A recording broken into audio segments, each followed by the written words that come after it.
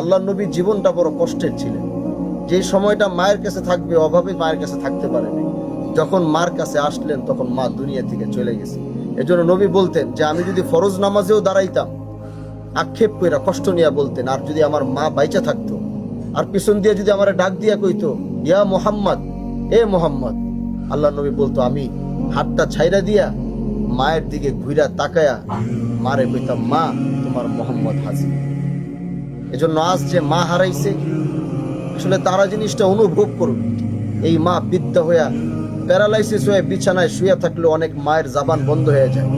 আমি আল্লাহর উপরে শপথ করে বলতে পারবো, যদি ওই মায়ের মনের কথাটা যদি আল্লাহ বুঝার তৌফিক দিত, তাহলে আপনি শুনতেন ওই প্যারালাইসিস অবস্থায় ওই মা ওইখান থেকে আল্লাহর আরশের দিকে তাকায়া শুধু একটা কথাই বলতেছে, আল্লাহ তুমি আমার সন্তানটারে ভালো রেখো।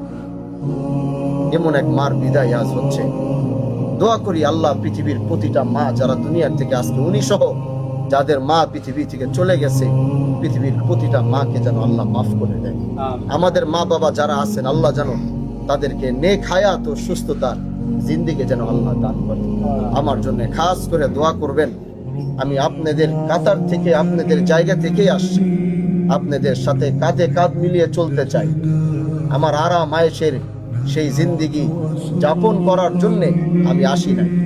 আপনাদের ভালোবাসা মোহাব্বত যেন সব সময় নিয়ে আপনাদের সাথেই চলতে পারি, আপনাদের সাথেই থাকতে পারি।